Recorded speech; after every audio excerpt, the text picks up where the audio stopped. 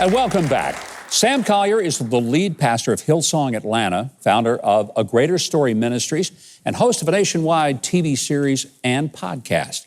His early life was anything but easy, but his brand new book, it's called A Greater Story, and it reminds us God is in charge of writing our stories. Please welcome Sam Collier.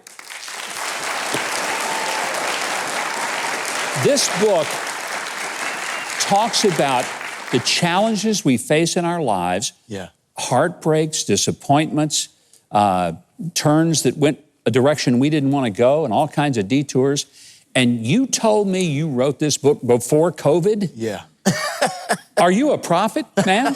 I mean, did you see this coming? Well, I think you might be the prophet. I think I want to say that first. I'm non-prophet. Right.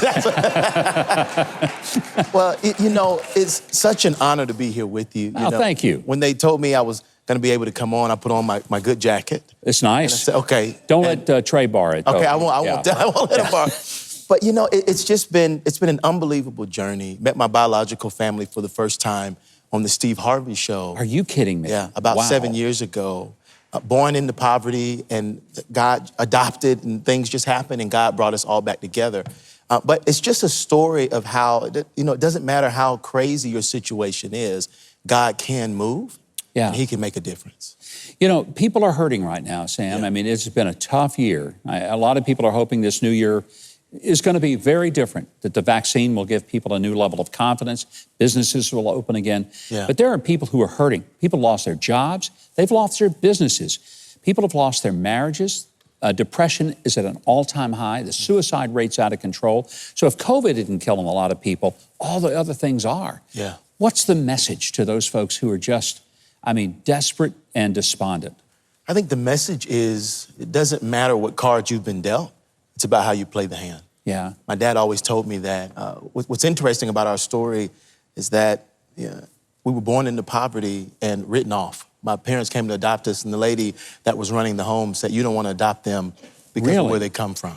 Oh. They're probably not going to be much addiction, all of these other things. But my parents adopted us anyway, rescued us out of this situation. And throughout the years, God stepped in. We surrendered constantly and consistently, and He wrote a new story. So I think my admonishment to everyone out there is that it doesn't matter the cards you've been dealt. It's about how you play the hand. And if you surrender to God every single day, in every decision, He'll step in and He'll write a greater story than the one you're living in. What a beautiful idea, and it's biblical. You talk in the book about rescue. Yeah. What are some of the forms of rescue that you identify? Yeah, I think that there are many forms of rescue, right? I think you can rescue yourself, but I think all types of rescue is rooted in God. And I think God is the author of rescue. He wants to rescue us all.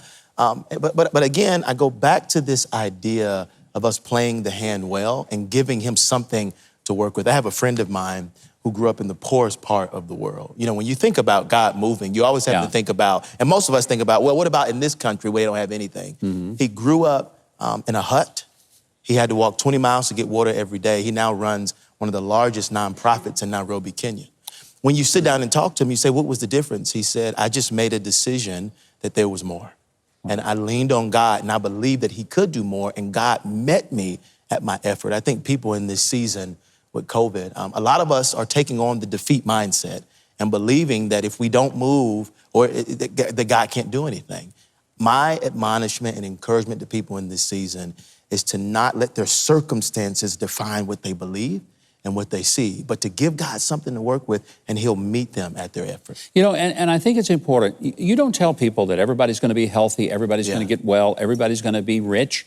Because, I mean, that's not the case. It doesn't always work out like that. You're just saying that even in the midst of things going this way, God is never going to leave you out there all by yourself. He's never going to leave you. He's never going to forsake you. And He always has a greater story. It may not look like the one that you want, and it may not happen the way you want it, but I always say this: if God doesn't move the mountain, He gives you the ability to climb it. So He stands right there with you. I love that. Say that again. If God doesn't move the mountain, He'll give you the ability to climb it. I love that. I think that is a greater story, and it's a wonderful book, a great concept, and I hope our folks will get a copy. Good way to start your year. Sam Collier's book, A Greater Story, it's available now. You can order it at agreaterstory.org. You'll also find Sam's podcast, social media links, and a whole lot more. I hope you get it.